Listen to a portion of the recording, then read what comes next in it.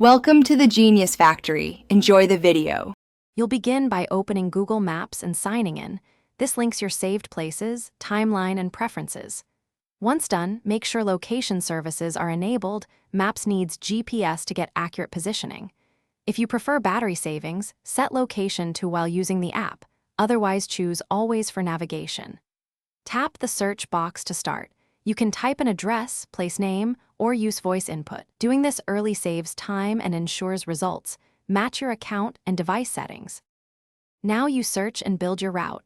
Enter the destination and choose directions. You'll see multiple route options. Tap the one you prefer and review ETA and distance. Once selected, customize by adding stops or reordering waypoints. This is useful for multi-stop errands. Make sure to expand route options to avoid tolls or highways when needed.